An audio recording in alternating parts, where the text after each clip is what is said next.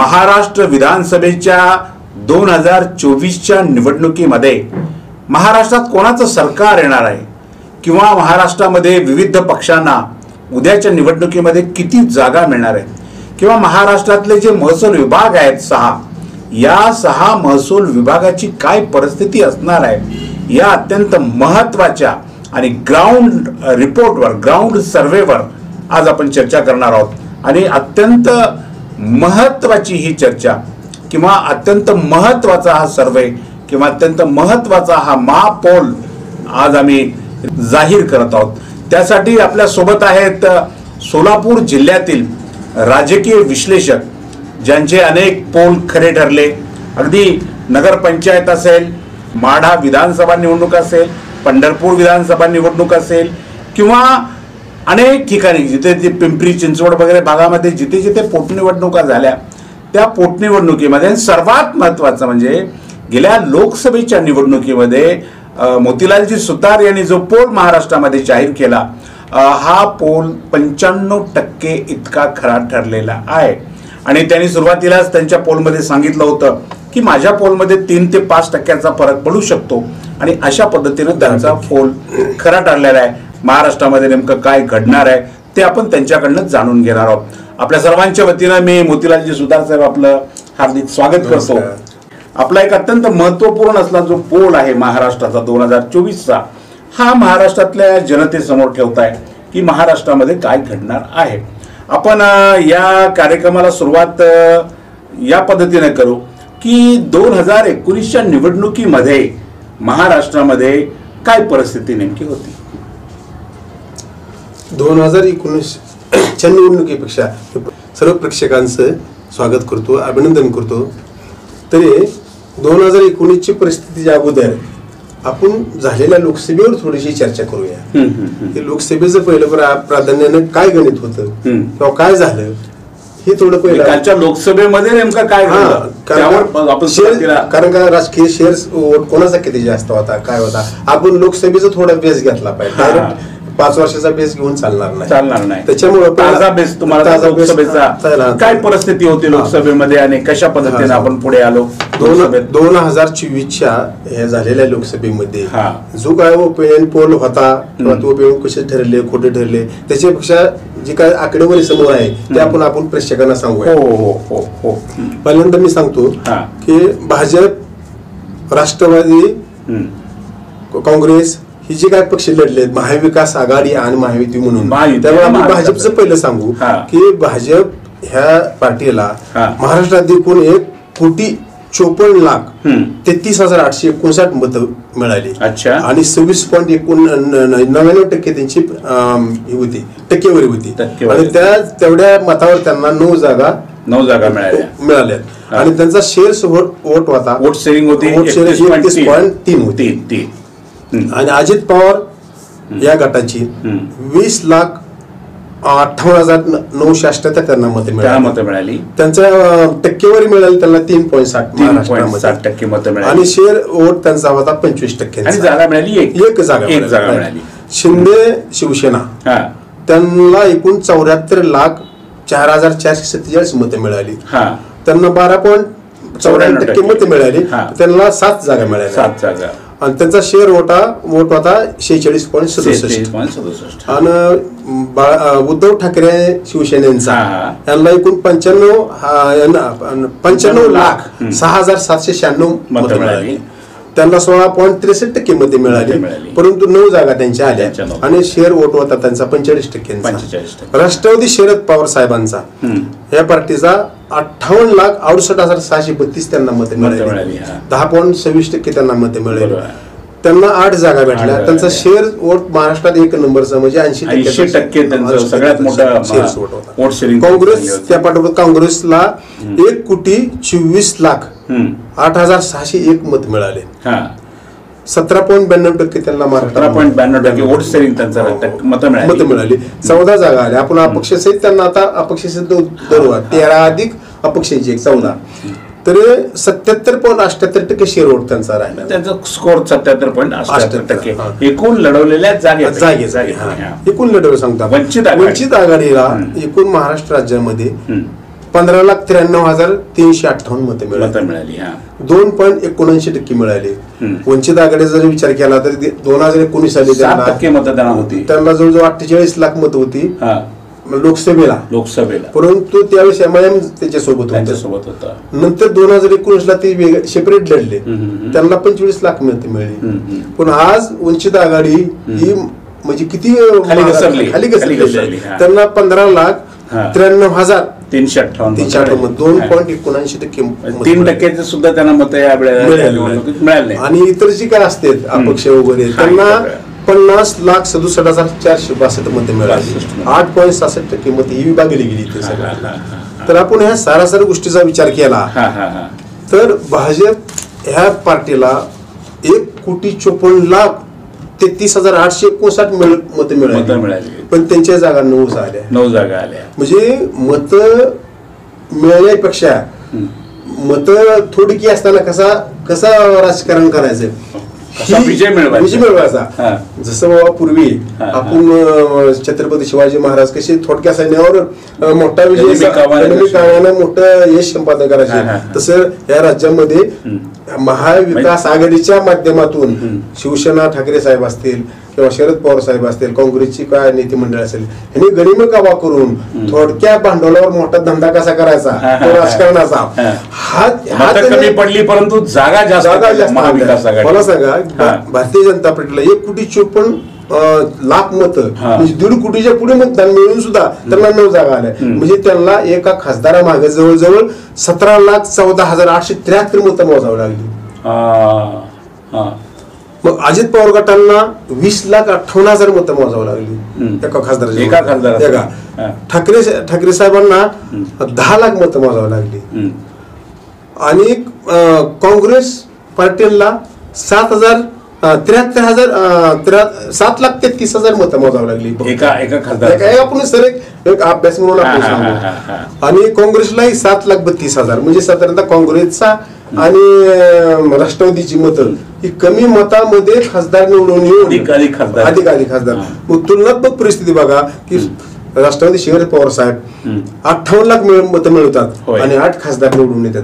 परंतु एक खासदार त्यांचा सुद्धा साताऱ्याचा एक गलतीने गेलाय. मी माझ्या ओपनिंग पोल मध्ये सांगितलं तेवढ्यात चुकलेला आहे. नंतर 9 खासदार म्हणजे भारतीय जनता पार्टीच्या जेवढी मतं आहे ती 1,54,00,000. शरद पवार साहेबांची 58 लाख मतं आहे ती. म्हणजे कितीतरी दुप्पट टिप्पट मतं मिळवून उपयोग नाही. म्हणजे आपण म्हणतो व्यापारामध्ये क्वालिटी पाहिजे, महत्वाची क्वालिटी कशी आहे ही शरद पवार साहेबांनी किंवा महाविकास आघाडीने दाखवून दिली. अधिक जागा कॅल्क्युलेशन आहे. आणि त्याचे आपण एकत्रित त्याच्या मताचा विषय केला तरी महाविकास आघाडीची एकूण टक्केवारी 44.81% होती आणि महायुतीची टक्केवारी 43.54%. खूप मोठं कमी फरक आहे. म्हणजे तुम्हाला सांगतो 1.27% मतानं महायुती पराभूत झाली महाराष्ट्रात. म्हणजे देवेंद्र फडणवीस महायुतीचे नेते जे बोलतायत की अत्यंत कमी फरकामध्ये आपण पराभूत झालो. काही पॉइंट मध्ये 1.27% मध्ये. आणि ती मतं सुद्धा किती आहेत 7,29,745 मताच्या म्हणजे एकत्रित फरकाने. म्हणजे हे 7,29,745 मध्ये महायुतीला मिळाली असती ती नाही. एकूण मतदानाचा आकडा आहे तो. परंतु मग विजयाचा आपण आकडा पाहायला पाहिजे की महाविकास आघाडीचे एकूण 30 जागा निवडून आपण धरल्या तर 30 जागांचा विजयाचा जो काय रेट आहे तो विजयाचा रेट आहे 30,07,942 मताचा महाविकास आघाडीचा. आणि भारतीय जनता पार्टी किंवा महायुतीचा जो रेट आहे तो 22,29,744 आहे. याचा अर्थ महाविकास आघाडीकडे 30 लाख म्हणजे साधारणतः 15-16 लाख अजून भारतीय जनता पार्टीला जर मतं असली असती तर 45 प्लस झाली असती. भारतीय जनता 16 लाख मतं जर जास्त मिळाली असती तर 45 प्लस झाली असती. 45 प्लसच्या जागा लोकसभेत आल्या असत्या. आणि महाविकास आघाडीला 11 लाख 12 लाख जर अजून मतं मिळाली असती ती 45 प्लस झाली असती.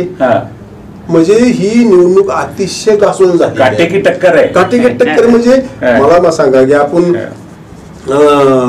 मला वाटतं मुंबईमध्ये उत्तर दक्षिण मध्ये 48 मतानं खासदार निवडून गेला. याचा अर्थ काय निवडणूक काटेकी टक्कर झालेली आहे. एक उदाहरण दिलं ती तर आता विधानसभेची निवडणूक सुद्धा आपल्या प्रेक्षकांना सांगतो की महाविकास आघाडी असो किंवा महायुती असो, कुणीही निवडून आला तर 5 ते 10 हजार मतांनाच निवडून येणार महाराष्ट्रामध्ये टोटल. कोणाचे असणार नाही, 50,000 लाखाचं 70,000 असं होऊ शकत नाही. निवडणूक होणार आहे. आणि या गोष्टीसाठीच चालू सरकारनं की योजना जाहीर केली नाही. म्हणजे योजना जाहीर करण्याचं जे गणित आहे नेमकं गणित आता प्रेक्षकांना माहित पाहिजे ही गणित काय आहे, ही किती पर्यंत दिवस चालणार आहे याचा त्याचा अर्थ आहे. म्हणजे सुधार साहेब, मला सरळ असं म्हणायचं आहे की 16 लाख मतं अधिक मिळवण्यासाठी या सगळ्या योजना करून लोकांना करतायत हे सरकार, किंवा 20 लाखापर्यंत अधिक मतं महायुतीला मिळावी असं यासाठी या योजना जाहीर केल्या असतील काय? माझ्या अभ्यासातून तर हाच प्रकार आहे. माझं गणित आहे की महाविकास आघाडीला 17-18 लाखाची, त्यांचं कसं आहे, भारतीय जनता पार्टीची मतं फुटत नाहीत, त्यांचा बेस आहे, बेस वोटर आहे. आणि ठाकरेंचा बेस वोटर होता, परंतु त्यांचा वोटर म्हणजे 50 लाखापर्यंत ते आली. ती भागला म्हणजे 1 कोटीची 20 लाखापर्यंत त्यांची मतं जात होती नेहमी. परंतु तो विभागला गेला शिंदे साहेबांमुळं, त्या मुख्यमंत्री शिंदे साहेबांच्या शिवसेना ठाकरेंना मध्ये विभागला गेल्यामुळं ठाकरे फार कमी मतामध्ये सध्या आहेत. आता ते झाकून गेलं सगळं, सोडून द्या. 40 लाख मतं त्यांना जास्त मिळाली. आता लोकसभेत अत्यंत थोड्या मताच्या फरकाने म्हणजे 1.82 तुम्ही सांगितलं, 1.27% महायुतीचा पराभव झालेला आहे. आणि दुसरं तुम्हाला एक सांगतो, 2019 साली सुद्धा 2.07% मतं कमी मिळाली महाविकास आघाडीला. म्हणून त्यावेळेस 24 जागा कमी झाल्या भारतीय जनता पार्टी आणि शिवसेनेच्या. त्यावेळेस शिवसेनेलाही फटका बसला 7-8 जागेचा, आणि भारतीय जनता पार्टी 2-3% फरक आहे. फार चमत्कार म्हणजे अतिशय चमत्कार होऊ शकतो. चला, आता आपण लोकसभेचं तुम्ही आता काय परिस्थिती होती ही मांडलेली आहे. आता आपण मुख्य आजच्या आपल्या पोलकडे जाऊया आणि विभागवार महाराष्ट्रामध्ये जे विविध विभाग आहेत त्या विभागवार मध्ये काय परिस्थिती राहील आणि कोणत्या विभागामध्ये कोण पुढे मागे राहील त्यावर आपण चर्चा करू. कुठल्या विभागापासून आपण सुरुवात करताय? विदर्भापासून आपण सुरू करू. विदर्भाची काय परिस्थिती राहील 2024च्या निवडणुकीमध्ये ते आता सुधार साहेबांच्याकडून आपल्याला ऐकायचं आहे.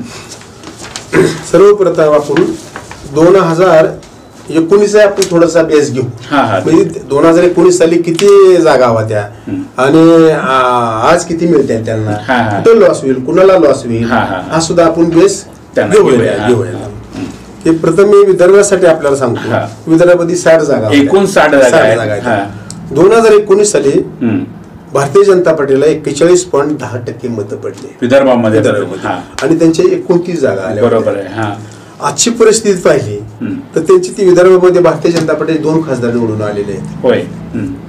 आणि आज विधानसभेचं जर आपण त्याचं गणित केलं की आपण लोकसभेवरून विधानसभा केलेली नाही, महत्वाचं आहे, तर 42.84% मतं भारतीय जनता पार्टीला मिळतील आणि त्यांच्या 15 जागा येतील. म्हणजे 60 पैकी विदर्भामध्ये भारतीय जनता पार्टीला 15 जागा मिळत आहेत आणि जवळपास 45 जागा बाकीच्या उर्वरित जागा ज्या आहेत त्या इतरांना जात आहेत. परंतु 29 जागा भारतीय जनता पार्टीला विदर्भामध्ये होत्या, पण आज 15 जागा म्हणजे त्यांचा विदर्भामध्ये भारतीय जनता पार्टीचा लॉस आहे. 15 शिंदे ना विदर्भामध्ये शिंदेची काय परिस्थिती राहील? शिंदेची परिस्थिती ही जागा जी आहेत 29 16 11 12 जागेचा लॉस विदर्भामध्ये काँग्रेस पार्टीला फायदा होणार आणि भारतीय जनता पार्टीला लॉस होणार आहे. आणि शिंदेचा जर विचार केला विदर्भामध्ये शिंदेना 1 जागा मिळाली, लोकसभेची 1 जागा मिळाली, तर त्यांना एकही जागा भेटणार नाही. विदर्भात एकही जागा शिंदे सेनेला म्हणजे शिंदेच्या शिवसेनेला नाही मिळणार नाही. आणि अजित पवारांना सुद्धा काय देत विदर्भात काही नाही, त्याला मिळणार नाही. त्याला चालू ते मतं घेत आहेत, पण 40 पार्टी जागेचं वाटप होणार आहे ना, त्यावेळेस त्यांची पार्टी उभा राहणार. म्हणजे सुधार सर तुम्हाला असं स्पष्ट म्हणायचं आहे की विदर्भामध्ये ज्या 60 जागा आहेत त्या 60 पैकी केवळ 15 जागा महायुतीला यावेळेला मिळतील. 60 पैकी 15 जागा. 45 जागेचा खूप मोठा लॉस तिथे महायुतीचा होणार आहे. आणि आपण एक काम करूया आता की यावर आपण चर्चा करत असताना, विदर्भावर आपण चर्चा करत असताना आपण लागलीच महाविकास आघाडी आणि विदर्भ या मुद्द्यावर येऊया की महाविकास आघाडीला विदर्भातल्या या 60 जागापैकी कोणाला किती जागा मिळतील. खाली येऊया आपण. विदर्भामध्ये काँग्रेस पार्टीला 26 जागा भेटणार. विदर्भामध्ये एकूण 60 जागा आहेत आणि 60 जागेपैकी गेल्या 19च्या निवडणुकीमध्ये 15 जागा काँग्रेस पक्षाला मिळालेल्या होत्या. आता 26 जागा. आता तिथे वाढ होते मोठी. 11 जागांची वाढ. 11 जागा काँग्रेसला तिथे जास्त मिळत आहेत आणि 26 जागा विदर्भामध्ये एकट्या काँग्रेस पक्षाच्या येत आहेत. काँग्रेसला फायदा आहे. हा. आणि पुढे मग ठाकरेंची जी शिवसेना आहे त्यांची विदर्भात काय परिस्थिती राहील. विदर्भात 2019 साली विदर्भात 4 जागा होत्या ठाकरेंच्या शिवसेनेच्या ठाकरे. आता सध्या त्यांना म्हणजे आता सध्या उद्धव साहेबांना 3 जागा भेटतील म्हणजे एक जागा लॉस त्यांची. एक जागा लॉस. आणि पवार साहेबांना 6 जागा होत्या. तर आता 5 जागेचा लॉस पवार साहेबांना विदर्भामध्ये होणार आहे. विदर्भात पवार साहेबांचं नुकसान होत आणि 5 जागेचं त्यांचं तिथं आणि एकच जागा भेटते त्याला एकच जागा मिळते. तर अशा जवळपास 30 जागा या विदर्भामध्ये यांना मिळत आहेत महाविकास आघाडीला आणि इतरांना जातात. बाकी इतरांना जागा म्हणजे महायुतीला 15 जागा विदर्भात आणि महाविकास आघाडीला विदर्भामध्ये 30 जागा मिळतात. आता आपण मराठवाडा या विभागाकडे येऊया. मराठवाड्यामध्ये 2019ची काय स्थिती होती आणि आजची काय परिस्थिती आहे. मराठवाड्याचा विचार केला तर भारतीय जनता पार्टीला 16 जागा होत्या. 2019ची परिस्थिती 16 जागा होत्या. पण 2024ला 1 जागेचा फक्त त्यांना तोटा होणार आहे आणि 15 जागा मिळणार त्यांना. म्हणजे आजही त्यांचा फार मोठा तोटा मराठवाड्यामध्ये. भारतीय जनता पार्टीचा जास्त तोटा. मराठवाड्यामध्ये जरांगे पाटलांचं आंदोलन सुरू आहे. मराठा आंदोलन. जरांगे पाटील मराठवाड्यातलेच आहेत, जालन्याचे आहेत. मराठा आंदोलनाचा प्रत्यक्ष निवडणुकीवर किती परिणाम होतोय असं तुम्हाला वाटतं सुधार सर. मराठा आंदोलनाचा जास्त काही इफेक्ट होत नाही असं मी 2000 लोकसभेच्या निवडणुकीला सुद्धा मला एका वरिष्ठ नेत्याने विचारलं होतं की मराठा आंदोलनाचा सुतार साहेब काय तुम्हाला परिणाम होईल. तर मी म्हणले जी ती ज्या त्या पक्षामध्ये राहणार आहे काही परिणाम होणार नाही. ही फक्त चालू आहे ते राजकारण चालू आहे असं त्याला मी सांगितलं होतं. त्यामुळे आज तुमच्या गणितामध्ये उद्याच्या 2024च्या निवडणुकीमध्ये मराठा फॅक्टर हा काय फार महत्वाचा तिथे वाटत नाही का तुम्हाला.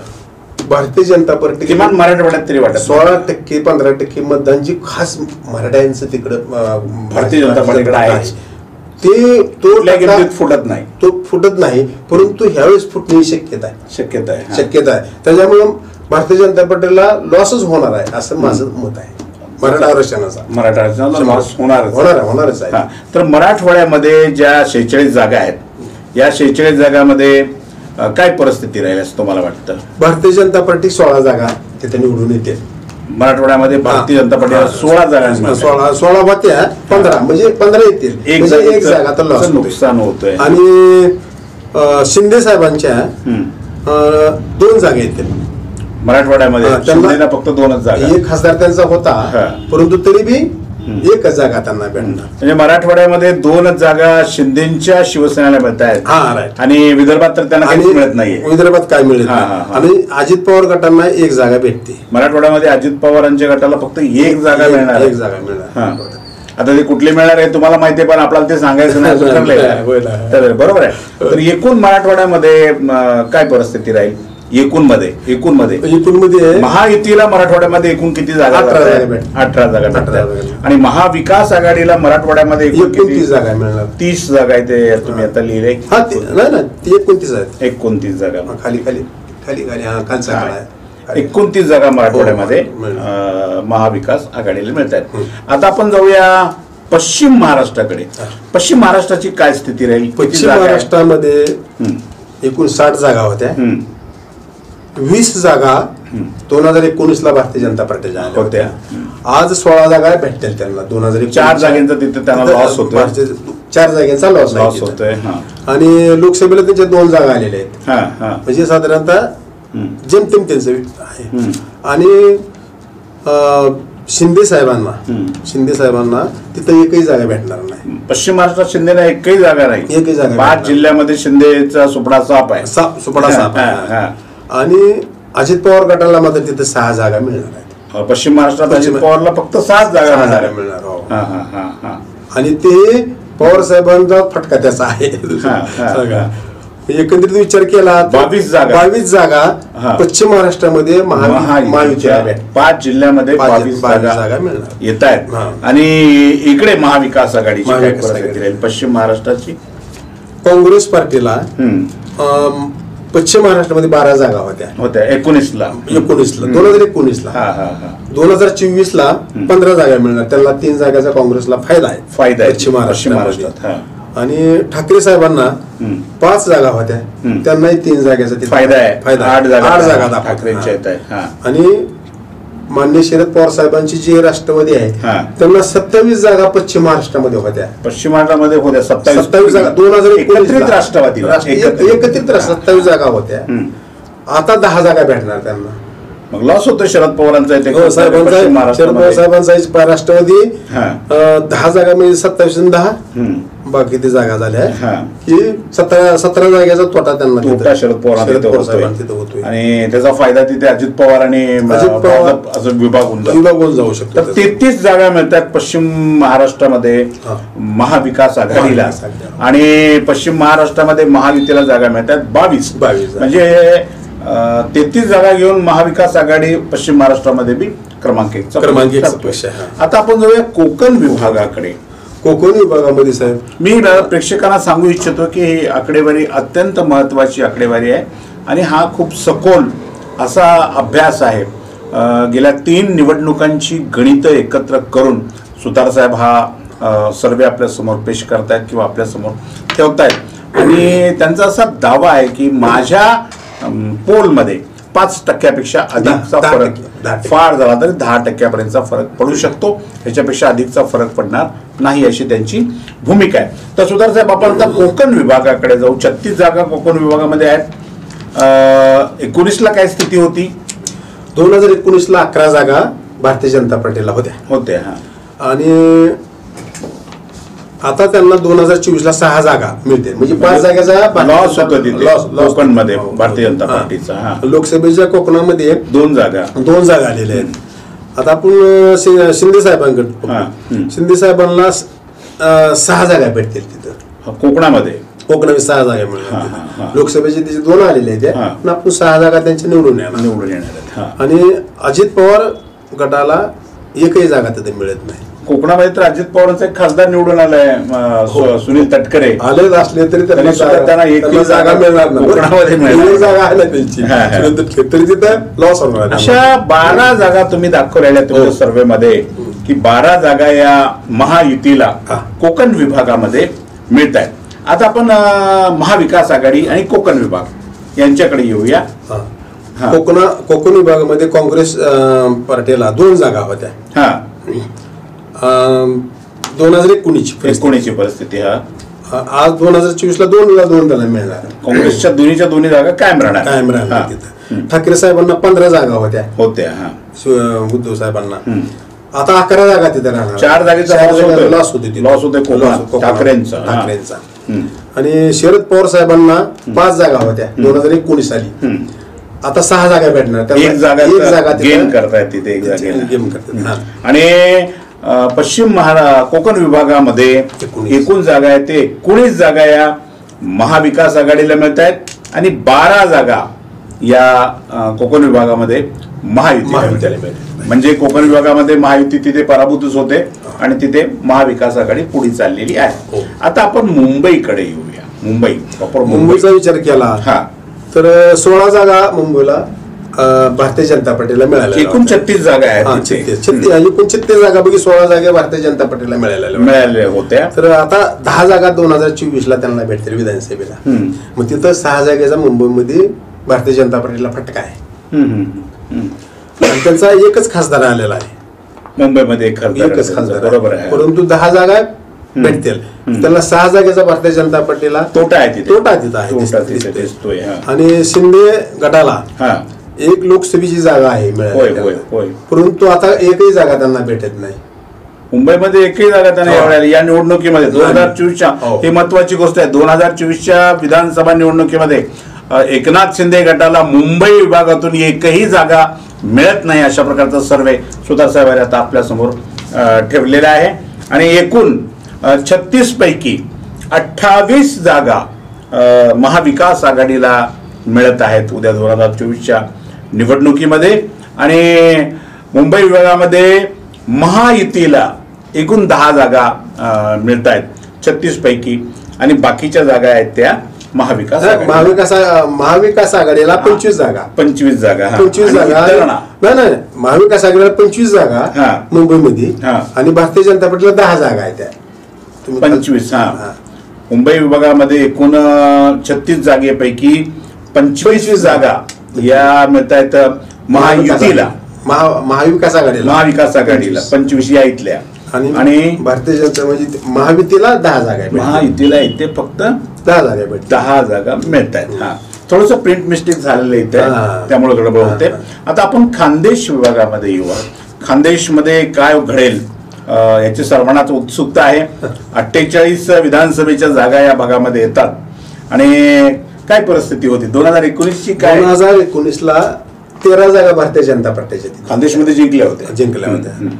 तर आता खानदेशमध्ये 16 जागा भारतीय जनता पार्टीशी जिंकेल. पुन्हा म्हणजे खानदेशमध्ये भाजपचा दबदबा वाढतो दबदबा. कारण का 2 खासदार आहेत त्यांचे भाजपचे, परंतु 16 जागा मिळतील त्यांना.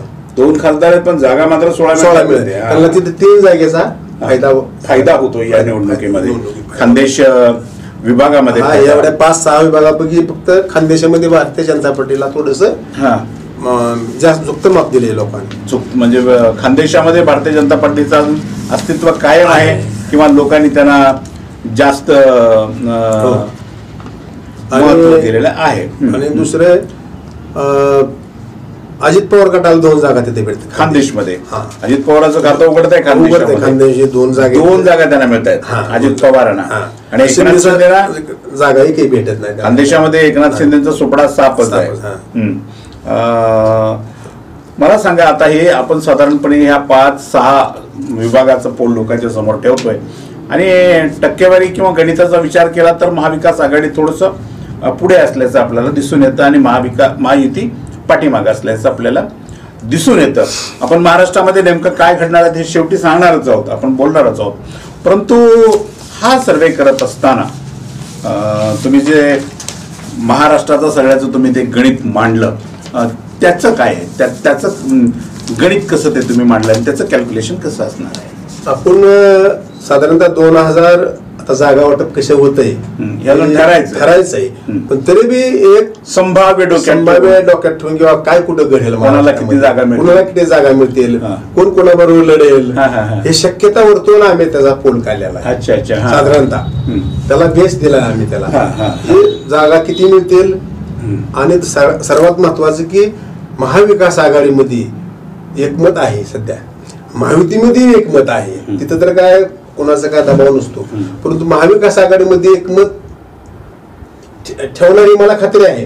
परंतु महाविकास आघाडी ह्यावेळेस लढताना त्यांना काय जागेचा ट्रान्सफर करावं लागते हे आता त्यांनी समजून घेतलं पाहिजे, किंवा त्याच्यावर अभ्यास करणारी वेगवेगळ्या पक्षातली माणसं पाहिजे ती, की त्यांनी ही आपल्या जागा काय बदलावं लागते, त्यांना हे चेंज त्यांना करावं लागेल, तर हे याच्याप्रमाणे सगळं होऊ शकते. ते जर आपल्या आता उदाहरणार्थ घ्यायचं तर बाळासाहेब ठाकरे शिवसेना, उद्धव साहेबांना 17 जागेचा ट्रान्सफर जागा करावं लागते. कोणाला काँग्रेसकडे काय, राष्ट्रवादीकडे काय. आता हे सोपं करून आपल्याला प्रेक्षक नाही सांगू आपण, पण एक त्याच्यातला भाग. आता एक सांगा आता मला की साधारणपणे कोणता पक्ष किती जागा लढवेल आणि किती जागा जिंकेल याचं तुमचं काय गणित आहे, ते कसं म्हणताय? साधारणतः काँग्रेस पक्ष 100 ते 107 जागा त्यांनी लढवल्या पाहिजेत. त्या लढवल्या पाहिजे त्यांनी. हा, हा. आता जागा त्यांना कमी जास्त मिळतील काय होईल ते तर पण पार्टी ते ठरवेल. पार्टी ठरवेल कोणाला किती. आपण काय पण आपल्या अभ्यासातून त्याने 100 ते आपण असं 107 ग्रेट धरले 100 ते 107 जागा काँग्रेसला लढतील. मिळतील. हा. परंतु त्यांना काँग्रेसला हम्म. संघर्ष करावा लागेल भारतीय जनता पार्टी विरुद्ध. त्याचं काय कारण आहे? त्याचं कारण 97 जागेवर भारतीय जनता पार्टी सगळी त्यांची फाईट होणार आहे. म्हणजे सर्वात महत्वाचा पॉईंट असा आहे की भारतीय जनता पार्टीला जेवढ्या काही जागा येत आहेत किंवा काँग्रेसला जेवढ्या काही जागा येतात, भाजप आणि काँग्रेस यांची असा संघर्ष उद्या मूळ ही विषय मूळ यांच्याबरोबर होणार आहे. म्हणजे शिंदेचा आणि काँग्रेसचा फार संबंध कुठे येणार नाही. शिंदेचा आणि अजित पवारांचा फार संबंध येणार नाही. एक मजेशीर गणित आहे. आणि अपक्ष बरोबर काँग्रेसला 4 ठिकाणी लढावं लागणार. 4 ठिकाणी सध्या अपक्ष कोणाकडे आहेत? भारतीय जनता पार्टी. पण तिथं सुद्धा भाजप त्यांना पाठिंबा देणार. पण काँग्रेसला जागेवर भाजप बरोबर लढायचंय. 4 जागेवर अपक्ष बरोबर लढायचंय. 2 जागेवर अजित पवार बरोबर राष्ट्रवादी अजित पवार आणि शिंदे साहेबांच्या शिवसेना बरोबर 2 जागेवर लढायचं. आणि स्वाभिमान पक्षाची युती होईल न होईल, झाली तरी न झाली तरी एका जागेवर स्वाभिमान पक्षाची त्यांना लढावं लागणार आहे. आणि मार्क्सवादी कम्युनिस्ट पक्षाबरोबर युती नाही झाली तर 1 जागेवर लढावं लागणार. आपण भविष्यात युती झाली तर वेगळा गोष्ट, पण लढावं लागणार. म्हणजे एक गोष्ट इथं निश्चित दिसते आपल्याला सुतार साहेब की काँग्रेसच्या वाट्याला 100, 107, 105 ज्या काही जागा आहेत त्यापैकी 97 जागेवर म्हणजे सर्वाधिक जागेवर भारतीय जनता पार्टीबरोबर लढायचं आहे. आता मला हे सांगा की शिवसेनेची संभाव्य किती त्यांच्या पदरात जागा येतील आणि त्यांची लढत कोणाबरोबर असेल? शिवसेनेचा जर विचार केला तर त्यांना सुद्धा शिंदे गटाबरोबर शिवसेना म्हणजे उद्धव ठाकरे. आपण महाविकास आघाडीचा विचार करतोय सध्या की काँग्रेस नंतर शिवसेनेला साधारणतः 70-87 म्हणजे 80 ते 87 जागा त्यांच्या हिश्श्याला येतील ना. जास्त जर आल्या परंतु प्रामुख्याने लढत जी होणार आहे ते आपण अभ्यास केलेला आहे. याच्यावरून कशी या फिगरवरून 80 ते 87 मध्ये तुमची काय फिगर आहे? तर भारतीय जनता पार्टी बरोबर त्यांना 44 ठिकाणी लढावं लागणार आहे शिवसेनेला. म्हणजे उद्धव ठाकरेंना उद्धव साहेब ठाकरेंच्या शिवसेनेला भारतीय जनता पार्टी बरोबर 44 ठिकाणी लढावं लागणार आहे. आणि शिंदेच्या शिवसेनेबरोबर उद्धव साहेबांना 27 ठिकाणी लढावं लागणार आहे. आणि अजित पवारांच्या राष्ट्रवादी बरोबर 8 ठिकाणी त्यांना लढावं लागणार आहे. आणि 2 अपक्ष बरोबर शिवसेनेच्या ठाकरे साहेबांना लढावं लागणार आहे. आणि बहुजन विकास आघाडी त्यांच्याबरोबर 3 ठिकाणी लढावं लागणार आहे. जनस्वराज्य पार्टी त्यांच्याबरोबर 1 ठिकाणी लढावं, विनायक कोरेंची. आणि मनसे 1 ठिकाणी त्यांना लढावं लागते. म्हणजे अशा तऱ्हेने शिवसेना 80 ते 87 जागा जर त्यांच्या पदरात आल्या तर त्यांची लढत अशा पद्धतीने होईल. पण ते आपल्या अभ्यासातून आहे. आपल्या तर त्यांनी काय ठरवलं, जागा वाटपात त्यांचं काय होतं हे आपल्याला बघायचं, पुढचा विषय आहे. दुसरी गोष्ट सांगायची, जरी माझी शिवसेनेची जागा 17 जागा आपण समजा दुसऱ्याला जाणार आहे पण ते 17 जागा त्यात कोणाला द्यायची द्या, काँग्रेसला किंवा राष्ट्रवादीला द्यायची द्या. शेवटी महाविकास आघाडीचा विजय होणार आहे. त्या जागाचं वाटप त्यांनी फेरफार केलं पाहिजे. आता राष्ट्रवादी काँग्रेस शरद पवार गट हा जो आहे त्यांना 70 ते 77 संभाव्य जागा मिळतील असं तुमचं मत आहे. 70 ते 77 इतक्या जागा जर राष्ट्रवादी शरद पवार गटाला मिळाल्या तर त्यांची लढत कोणाबरोबर कशी होईल? भारतीय जनता पार्टीच्या बरोबर त्यांना 41 ठिकाणी लढावं लागणार शरद पवार साहेबांना.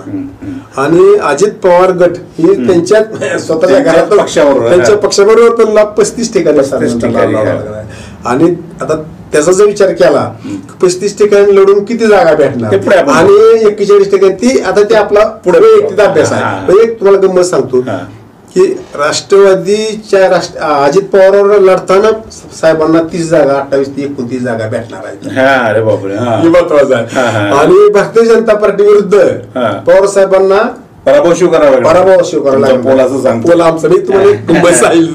शरद पवारांचा झाला हा विषय झाला 77 जागेचा. आता महायुतीचं गणित कसं आहे? महायुतीला साधारणतः भाजपला किती जागा? भाजपला आता आपण 182 ठिकाणी त्याला लढावं लागतेच, कारण का उमेदवार तरी पाहिजे तेवढे ना.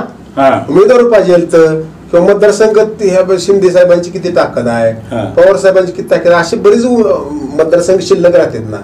मग ती कुणी लढावायची? मला वाटत नाही 182 जागा भारतीय जनता पार्टीच्या वाट्याला याच्यात येतील म्हणून. मग जरी आल्या तरी माझा एक अभ्यास आहे की भारतीय जनता पार्टीला 182 घ्यावाच लागते. कुणी लढायचं शेवटी, कुणी लढायचं? उमेदवार नसल्यानंतर काय करणार तुम्ही? शिंदे साहेबांची उमेदवार शिवसेना काय संपूर्ण महाराष्ट्रात नाही, आजही नाही. किंवा अजित पवारांचा गड हा महाराष्ट्रात नाही, आजही नाही.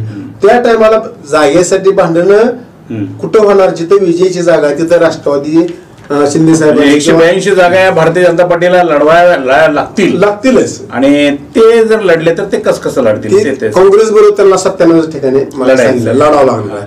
आणि शिवसेना ठाकरे बरोबर त्यांना 44 ठिकाणी लढायचं. अजित पवार शरद पवार गटाबरोबर त्यांना 41 ठिकाणी लढायचं.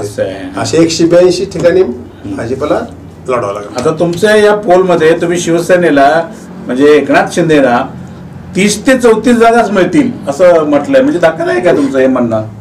जागाच जिथं विजयाचा का शेअर वोट आहे, शक्यता शेअर वोट आपण काढलेला आहे की किती लढवल्या याच्यापेक्षा किती जागेवर म्हणजे विजय होऊ शकतील किंवा त्यांनी किती संभाव्य जागा मागतील. तर मी लोकसभेला सांगितलं थोडक्यात असं म्हणायचं आहे का की शिवसेना या एकनाथ शिंदे गटाचं, त्यांच्या शिवसेनेचं महाराष्ट्रातल्या विधानसभेच्या 30 ते 34 जागेवर वजन आहे. असंच म्हणायचं.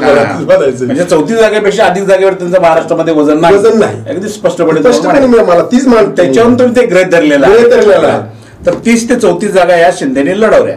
ते कोणाबरोबर आणि कशा? कारण का जर शिंदे साहेबांनी 34 जागा लढवल्या, 27 जागा शिवसेना ठाकरे बरोबर लढायचे. सर्वाधिक जागा तर ठाकरे बरोबर लढायचं. कारण का गणितच असं आहे की अजित पवारांना शरद पवार लढायचं आणि शिंदेना उद्धव साहेबांबरोबर लढायचं आणि काँग्रेसला भाजपला लढायचं. ही गणितच आहेत. शिंदे गटांना 27 जागेला भारतीय जनता पार्टी बरोबर लढायचे आणि 1 ठिकाणी राष्ट्रवादी काँग्रेस बरोबर लढायचे आणि काँग्रेसला 2 ठिकाणी, काँग्रेस विरुद्ध 2 ठिकाणी लढायचं त्यांना आणि शेतकरी कामगार पक्ष 1 ठिकाणी लढायचं आणि वंचित बरोबर 1 ठिकाणी लढायचं आणि अजित पवार गट आता राष्ट्रवादी. म्हणजे उदाहरणार्थ एखाद्या जागेचं मैत्रीची लढत सुद्धा काय ठिकाणी मैत्रीपूर्ण लढती शक्यता आहे असं आम्ही गृहीत धरले. जागेसाठी काय कुठं भांडण महाराष्ट्रात 2-3 लढती मैत्रीपूर्ण होतील असं माझं ते आहे. अशा 34 जागा ठिकाणी शिंदे शिवसेना स्ट्रॉंग मध्ये आहे. आता मला सांगा, आपण हा पोल तर मांडतोय आणि हे पोल मांडत असताना आपण वंचित बहुजन आघाडीचे प्रकाश आंबेडकर किंवा परिवर्तन आघाडीचे राजू शेट्टी किंवा मनसे राज ठाकरे साहेबांचा यांचा विचार करत नाहीये या सगळ्या गोष्टीमध्ये. तर ह्या सगळ्या मंडळीची तिसरी आघाडी झाली किंवा हे सगळे स्वतंत्र लढले तर या पोलवर त्याचा काय परिणाम? कोण स्वतंत्र म्हणतात तुम्ही? एक म्हणतो की राजू शेट्टी आहे, त्यांनी परवाच एक गठबंधन केलेलं आहे. त्यानंतर प्रकाश आंबेडकरांचं वंचित बहुजन आघाडी आहे आणि मनसे राज ठाकरेंची. ही जी 3 गट आहेत आता सध्या की विधानसभेमध्ये आम्ही एवढ्या जागा लढवणार तेवढ्या जागा लढवणार, त्यांचं चालू आहे. त्याचा काय परिणाम अपेक्षित आहे? ह्या 3ही आघाड्यांचा ह्या राज्यामध्ये काही परिणाम होणार नाही. आम्ही पोलिसमध्ये सुद्धा त्यांना एकही जागा दिलेली नाही. मनसेचं वर्चस्व कुठं आहे की त्यांना टोटली राज्यामध्ये 12 लाख 13 लाख मतं पडतील. ती टोटली मतदान विखुरलेलं मतदान असतं. ती एक ठिकाणी आणून तिथे विजय मिळवायचा असतो. ते गणित मनसेला कधीच जमणार नाही. त्याला जमतंय, मुंबईमध्ये 4 ठिकाणी जमतंय, परंतु भारतीय जनता पार्टीला 4 जागा सोडा तयार आहेत का ती? लोकसभेला बी त्याने मी सांगितलं होतं माझ्या अभ्यासातून ते स्वतंत्र लढणार आहे, ते कोणासोबतच युती करणार नाहीत राज साहेब. असू दे ना, परंतु जर भारतीय जनता पार्टीची युती झाली, थेट प्रश्न विचारतो 288 जागेवर मनसे लढली महाराष्ट्रामध्ये तर किती जागा निवडून? एकही जागा त्याची निवडून येणार नाही. मनसे जर आमदार निवडून एकही तुम्हाला दिसणार. थेट दुसरा प्रश्न, वंचित बहुजन आघाडी महाराष्ट्रामध्ये 288 जागा लढवली, त्यांची काय परिस्थिती असेल? त्यांना सुद्धा काय जागेचं काय कुठे जागा मिळणार नाहीत. त्यांची पार्टी भुईसपाट होणार आहे, त्यांची सुद्धा पार्टी. म्हणजे उद्याच्या काय झाले तुम्हाला 2019च्या लोकसभेला त्यांना जवळ 45 लाख मतं मिळली. त्याच्यावरच ती उड्या मारत होती, परंतु 2,45 लाख मतं मिळली. पण ते त्यावेळेस MIM त्यांच्या सोबत होते. मग त्याचं गणित पुन्हा विधानसभेला ती स्वतंत्र लढली, MIM बाजूला गेलं. त्यावेळेस वंचित बहुजन हा ना 25-26 लाख त्यांना मतं भेटली. आपण एकत्रित मतं सांगतोय, त्या मतदारसंघात गेल्यावर त्यांचं कायच वर्चस्व नाही. त्यांना ती अजून कळलं नाही का त्याला कोणी सांगा नाही ती एकत्र मतमोजणं हे उपयोगाचं नसतं. त्याच्यामुळे वंचितला 2019 लाही काही जागा भेटलेल्या नाही त्याला 25 लाख मते. आज लोकसभेच्या त्याने किती जागा लढवल्या, जवळजवळ पश्चिम महाराष्ट्रात त्याने लढवल्या, विदर्भात लढवल्या. त्यांना त्या 15,93,000 म्हणजे 16 लाखच आपण 16 लाख त्यांना 2024 मध्ये 16 लाख एकूण बोलतोय आपण. त्या मतदारसंघात त्यांची मतं बघितली 20,000 25,000. मतदार विजय होण्यासाठी 5-6 लाख मतं लागतात. खासदारकीला निवडणूक जिंकण्यासाठी 5 ते 5.5 लाख मतं लागतात. ह्यांची वंचित बहुजन विधानसभेला निवडून येण्यासाठी किमान किती मतं लागतात? विधानसभा 3 लाखाचा एक विधानसभा मतदारसंघ असतं आपलं. आता कसं लढती होण्यावर बरंच गोष्टी दुरंगी होतात, तिरंगी होत्यात, मतविभागणी काय होती. आणि आता भारतीय जनता पार्टीला 30 करायचे, मतविभागणी करायची. आता भारतीय जनता पार्टीचं एकच टार्गेट आहे की मतविभागणी करायची आणि पार्टी निवडून आणायची, गॅप भरून काढायचं, ध्रुवीकरण, मताचं ध्रुवीकरण करायचं. आज भारतीय जनता पार्टी आपण देशात 1 नंबरला म्हणतो, पण भारतीय जनता पार्टीने जे मताचं ध्रुवीकरण करून पक्ष फोडले तीच त्यांना तुम्हाला थोडक्यात असं म्हणायचं सुधारसं की राजू शेट्टी असतील, राज ठाकरे असतील, प्रकाश आंबेडकर असतील, या लोकांना काही त्याच्यामध्ये संधी मिळणार नाही. अभ्यासातून संधी काय भेटणार, कोणाला काही जागा मिळत नाही. अपक्ष काय किती राहतील? अपक्ष साधारणतः गेल्या वेळेस 15 अपक्ष होते. तर 15 पैकी साधारणतः 7 अपक्ष निवडून येतील पुन्हा येतील. कारण का अपक्षांची ताकद ही स्वतंत्रतेने कमवलेली ताकद आहे. तरी 15 पैकी साधारण 7 जागा निवडून येतील. बच्चू कडू 100% निवडून येणार, पण त्यांची दुसरी 1 जागा त्यांची पडती. पण आपल्याला सांगायचं नाही ठरलंय म्हणजे कोणत्या निवडून येणाऱ्या, त्यामुळं कुणाचं आताच आपण बीपी वाढवायचा नाही. आपल्याकडे ते जरी असलं तरी तो बीपी वाढवायचा. ती सांगतो तुम्हाला नाही की जर प्रकाश आंबेडकर साहेबांनी की जर काँग्रेस बरोबर युती केली, महाविकास आघाडी म्हणजे महाविकास आघाडी बरोबर प्रकाश आंबेडकर साहेबांनी जर युती केली तर 100% मी आज प्रेक्षकांना सांगतो 7 जागा त्यांच्या निवडून येणार, त्यांचा प्रवेश होऊ शकतो. म्हणजे महाविकास आघाडी बरोबर जर प्रकाश आंबेडकर गेले तर 7 आमदार वंचित बहुजन आघाडीचे विधानसभेमध्ये जाऊ शकतात. सर्वे आहे आमचा. आणि ते नाही गेले तर त्यांना एकही जागा या निवडणुकीमध्ये. आणि त्यांच्या मतांचं पर्सेंटेज काय राहील? आता 15 लाख मतं 16 लाख त्यांच्याकडे आहेत लोकसभेच्या हिशोबाप्रमाणे. विधानसभेत ते किती राहील? विधानसभेत त्या 15-16 लाखापेक्षा कमी अजून त्यांचा शेअर आणखीन कमी होईल त्याचा, पण वाढणार नाही. म्हणजे प्रकाश आंबेडकरांचं अकेला चलो रे ही भूमिका काही यशस्वी कधीच ठरणार नाही. त्यांचं ते पक्ष वगैरे संपून जाईल पण ते यश येणार नाही. जसा मनसेचा पक्ष किती लाख 9 बसणं किती खाली 11 आमदार एक आमदार शेअर वोट बी त्यांचा कमी होत गेला. तसंच वंचित आघाडीचं बी त्या पद्धतीच सध्या काम दिसतंय. तर अशा पद्धतीनं तुम्ही महाराष्ट्राची काय परिस्थिती राहिली हे प्रेक्षकांना सांगितलेलं आहे. परंतु प्रेक्षकांची जी क्युरियोसिटी आहे किंवा महाराष्ट्रामध्ये कोणाचं सरकार येणार आहे आणि कोणत्या पक्षाला किती जागा मिळणार आहेत हा सगळ्यात महत्त्वाचा आणि शेवटचा भाग आपण प्रेक्षकांना सांगणार आहोत. आणि त्या अगोदर ते सांगितल्यानंतर त्याची कारणं सांगणार आहोत की असं का घडतंय यावरही आपण बोलणार आहोत. तर उद्या 2024च्या विधानसभेच्या निवडणुकीमध्ये महाराष्ट्रामध्ये कोणाचं सरकार येणार आहे, कोणाचे सर्वाधिक आमदार निवडून येणार आहेत, कोणता पक्ष हा सर्वात मोठा पक्ष ठरणार आहे आणि कोण तळाला जाणार आहे त्या विषयावर आता सुतार सर आपल्याशी बोलणार आहेत. तर पहिला प्रश्न असा की सगळ्यात तळाला कोण जाणार आहे उद्याच्या निवडणुकीमध्ये? आपण खालून सुरू करू. कोण आहे सगळ्यात शेवटी सगळ्यात कमी जागा ज्यांना मिळतील किंवा जे काही तळाला जाईल असा पक्ष कोण असणार आहे? काय तुमचं कॅल्क्युलेशन काय सांगतं आणि तुमचा सर्वे काय सांगतो? आता महाविकास आघाडी बरोबर जर वंचित आघाडी आली तर त्यांना 7 जागा भेटणार ही खात्री आहे. ते झालं आपण वंचित बोलायचं ती सोडून दिलं का आपण? ठीक आहे 7 जागा. त्याच्यानंतर 8 जागा शिंदे साहेबांच्या. सगळ्यात कमी जागा कोणत्या पक्षाला मिळत आहेत? 6च गणित करूया आपण. महाविकासचे 3 आणि महाविकास आघाडीचे 3 आणि युतीचे 3 आपण यांचाच विचार करू फक्त. सगळ्यात कमी जागा मिळणारा पक्ष कोणता असेल उद्याच्या शिंदे शिवसेना. शिंदे शिवसेनेला सगळ्यात कमी जागा 8 जागा भेटतील. फक्त महाराष्ट्रामध्ये एकनाथ शिंदेची शिवसेनेला 8 जागा भेटतील असा सर्वे, धक्कादायक सर्वे आहे खरं म्हणजे. आताच त्यांच्याकडे 40 आमदार आहेत, शिवसेना फोडली आहे त्यांनी, आणि या 40 पैकी एवढे प्रचंड आमदार पडणार आणि केवळ 8 लोक निवडून येणार, अशा प्रकारचा त्यांचा सर्वे आहे. आणि अजित पवारांची परिस्थिती काय? अजित पवार साहेबांची 9 जागा येतील त्यांच्या, म्हणजे शिंदेपेक्षा अजित पवारांची उद्याच्या ह्याच्यामध्ये 1 जागा. म्हणजे आता पहिल्यांदा लोकसभेला अजित पवार खाली होते, शिंदेवर होते, तर आता पुन्हा विधानसभेमध्ये अजित पवार शिंदेपेक्षा सुद्धा एका जागेनं कमी वर होणार आहेत. परंतु अजित पवारांना सुद्धा महाराष्ट्रामध्ये केवळ 9 जागा भेटणार. आता उद्याच्या मुख्यमंत्री पदाचं, एवढ्या मंत्र्यांचं कसं सगळं ही परिस्थिती बिकट आहे. तरी आपण या दोघांचं सांगितलेलं आहे.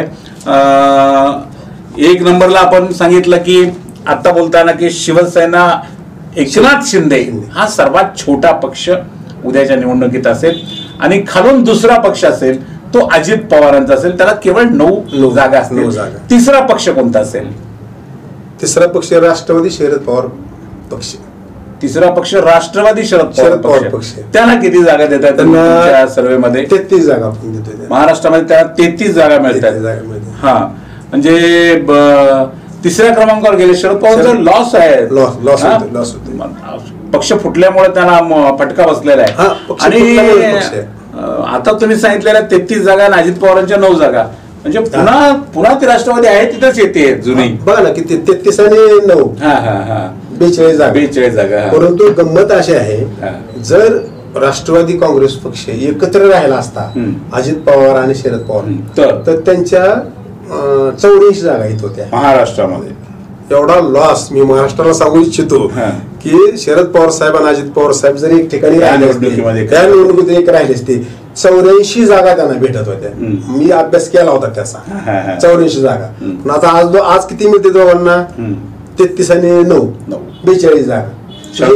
33 आणि त्यांना राष्ट्रवादी फुटल्यामुळे 40 जागेचा लॉस, 40 जागेचा लॉस राष्ट्रवादीला काँग्रेस पक्षाला झालेला आहे. अतिशय गंभीर असा हा विषय आहे. आणि आता झाला आपण 3 क्रमांक सांगितलेले आहेत. खालून चाललंय आपल्यावरी. खालून 4था क्रमांक कोणाचा असेल? शिवसेना उद्धव बाळासाहेब ठाकरे.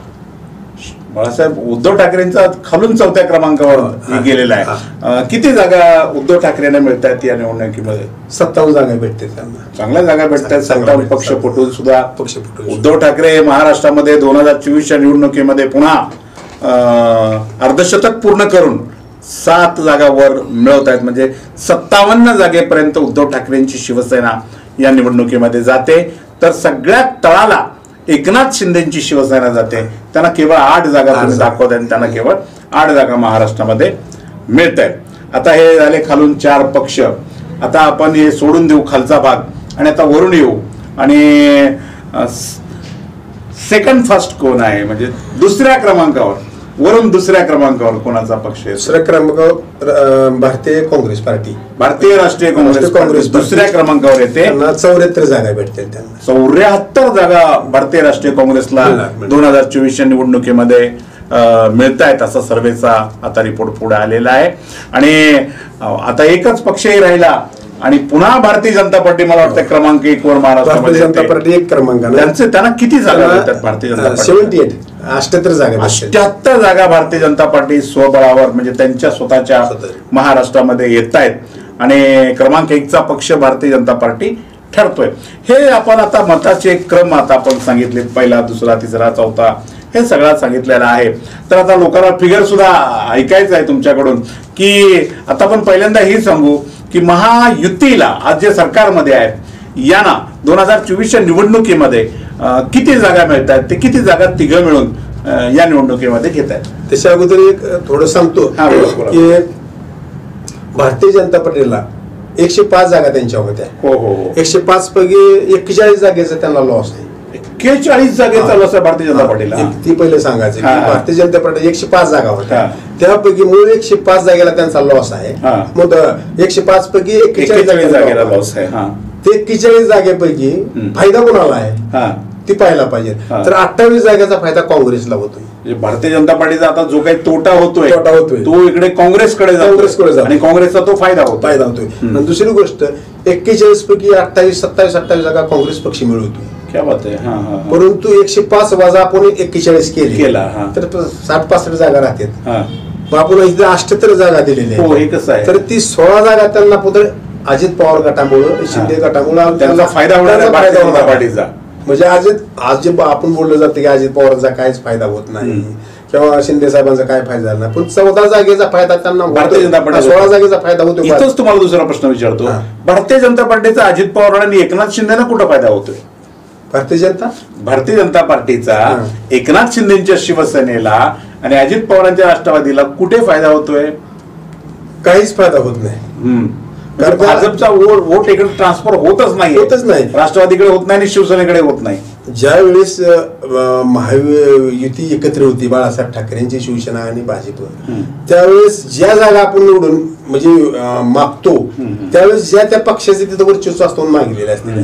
तर ज्यावेळेस शिवसेनेकडे जागा जात होत्या त्यावेळेस शिवसेनेचं वर्चस्व असल्यामुळे आपण ती जागा त्यांना भारतीय जनता पार्टी देत होती. परंतु त्या जागेत भारतीय जनता पार्टीचं किती वजन आहे हे गणित चुकत असल्यामुळं भारतीय जनता पार्टीचा सपोर्ट शिंदेना जास्त होत नाही आणि राष्ट्रवादीलाही होत नाही. त्याच्यामुळे वोट ट्रान्सफर होत नाही. सोप्या भाषेत शक्तीच नाही त्यांची तेवढी. शिंदेच्या जे काही मतदारसंघ आहेत किंवा ठाकरेंच्या ते शक्ती नसल्यामुळेच उद्धव साहेबांना जागाचे वाटप आलेलं होतं ना. त्याच्यामुळे तिथं भारतीय जनता पार्टीची मदत होतच नाही. विजयापर्यंत जाईल शिंदे साहेब किंवा राष्ट्रवादी तिथं मदत होऊ शकत नाही. त्याच्यामुळे तिथं लॉस होतोय. महाराष्ट्रामध्ये निवडणुका डोळ्यासमोर ठेवून सरकारने प्रचंड म्हणजे 2.25 लाख कोटी रुपयाच्या योजना जाहीर केल्या असल्या तरी या सरकारला त्या योजनेचा काही फायदा होताना या सर्वेमध्ये दिसत नाही. शिंदेचा सर्वात मोठा लॉस शिंदेचा होताना दिसतोय.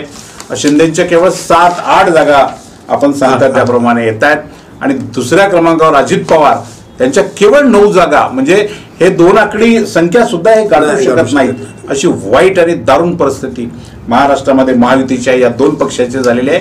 आणि भारतीय जनता पार्टीचं जे स्वतःचं बळ होतं, स्वतःची ताकद होती 105 जागेवरची स्वतंत्र ताकद, या ताकदीमध्ये सुद्धा खूप मोठा झोल झालेला आहे किंवा त्याच्यामध्ये फार मोठी वजाबाकी झालेली आहे आणि 78 जागा भारतीय जनता पार्टीला मिळत आहेत.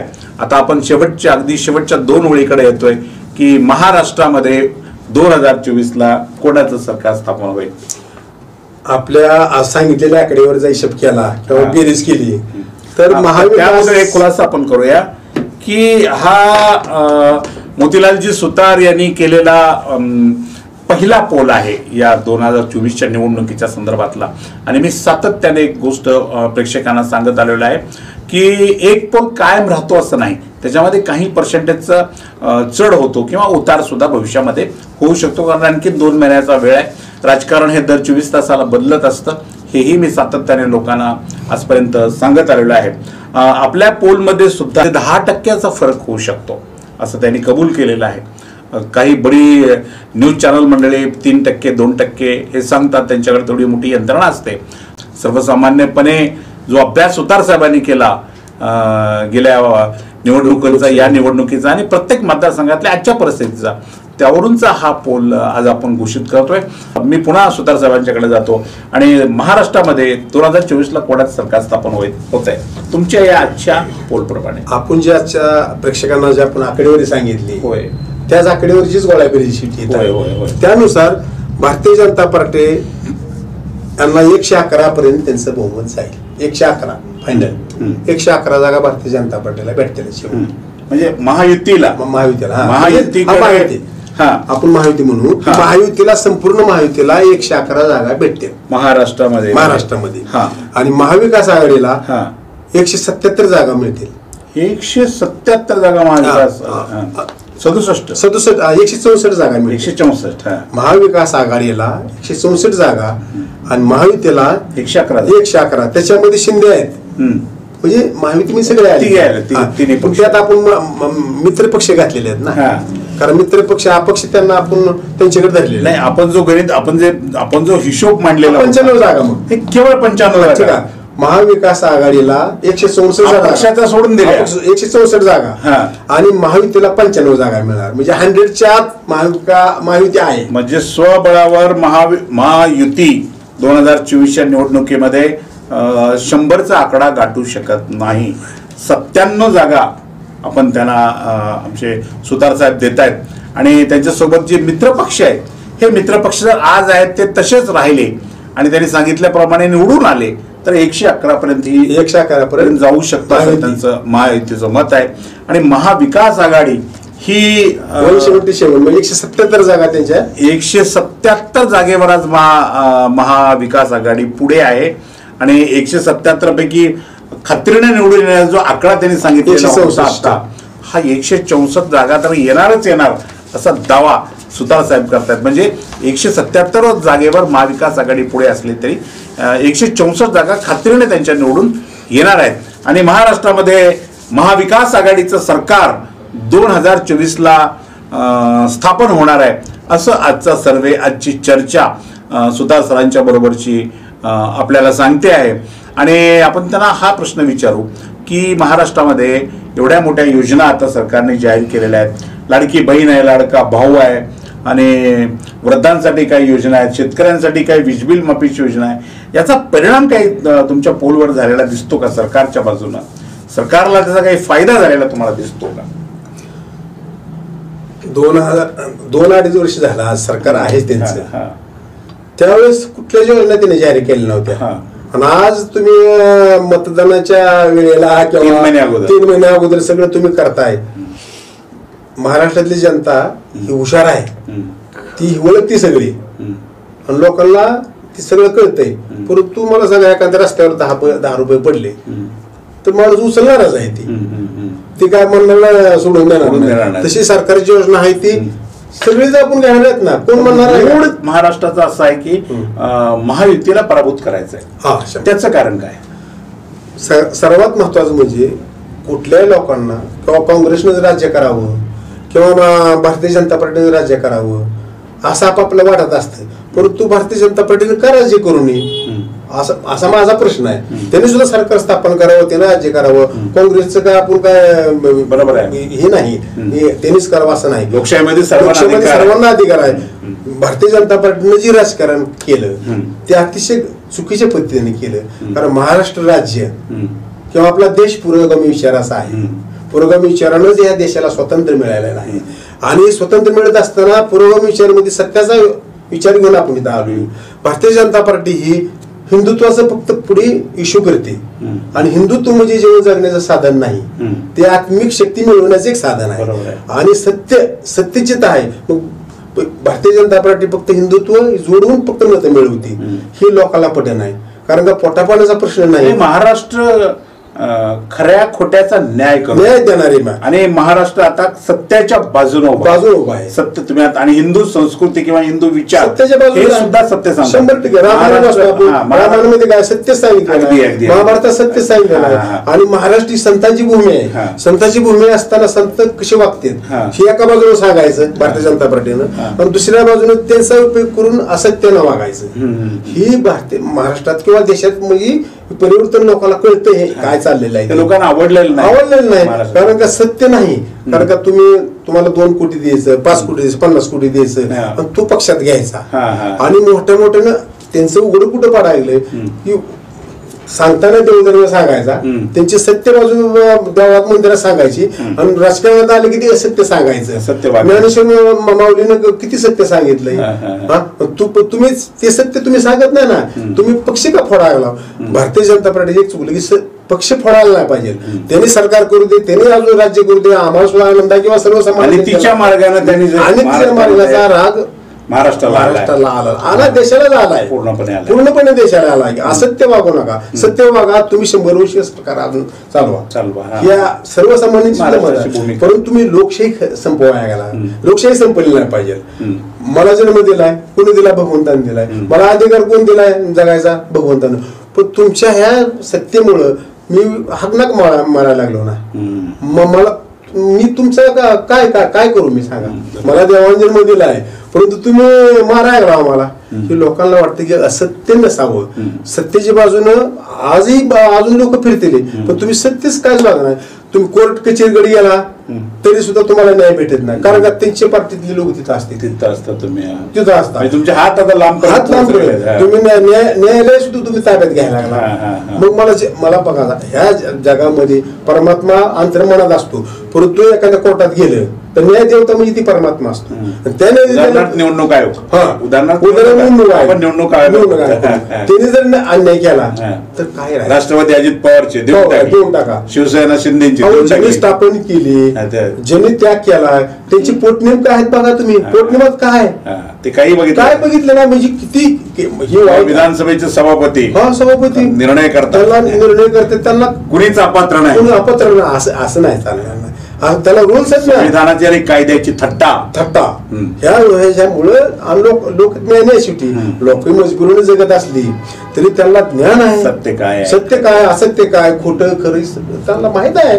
म्हणून याचा परिणाम सुद्धा भारतीय जनता पार्टीला व्हायला लागला. त्यामुळे भारतीय जनता पार्टीचं दोष करण्याचं काही कारण नाही, कोणाचंच नाही, पण असत्याचा मार्ग त्यांनी स्वीकारला असल्यामुळे ती पराभवाच्या छायेत आहेत, पराभवाच्या छायेमध्ये आहेत.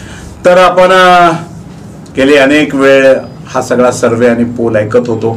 महाराष्ट्राची काय अवस्था असेल हे सुतार साहेबांनी आपल्याला सांगितलेलं आहे. सुतार साहेब गेली 1 महिनाभर सातत्याने महाराष्ट्रातल्या या 288 विधानसभा मतदारसंघाचा अभ्यास करतायत आणि अशा पद्धतीचा अभ्यास करून त्यांनी त्यांचा पहिला पोल मांडला. त्यामध्ये 10% कमी अधिक होऊ शकतं अशा प्रकारची प्रांजळ कबुली सुद्धा त्यांनी दिलेली आहे. परंतु सर्वात महत्त्वाचं आता ते शेवटी बोललेले आहेत की महाराष्ट्राचा मूळ जो आहे, हा महाराष्ट्राचा मूळ हा भारतीय जनता पार्टी आणि त्यांच्या महायुतीच्या विरोधामध्ये आहे. भारतीय जनता पार्टीनं ज्या पद्धतीनं फोडाफोडीचं राजकारण केलं किंवा आपल्या पक्षात चुकीचे लोक घेऊन त्यांना धुतल्या तांदळासारखं पुन्हा मोठमोठ्या पदावर बसवलं, त्यांना पॅकेजेस दिली, ही गोष्ट महाराष्ट्राला काही आवडलेली नाही. आणि एकीकडे हिंदुत्वाची आणि सत्याची गोष्ट करायची आणि प्रत्यक्षात वर्तन मात्र चुकीचं आणि असत्य करायचं. त्यामुळं महाराष्ट्राने महायुतीला पराभूत करण्याचा निर्णय घेतलाय असं आता सुतार साहेबांनी सांगितलेलं आहे. खरं म्हणजे साहित्य, यंत्रसामुग्री किंवा या पोलसाठी आवश्यक असणाऱ्या गोष्टी आपल्याकडे नसताना सुद्धा आपण स्वबळावर स्वताकदीवर कसलाही कोणाचा आधार न घेता हा महाराष्ट्राचा एवढा अभ्यासपूर्ण पोल मांडला. त्याबद्दल पुन्हा एकदा आपले मनपूर्वक आभार.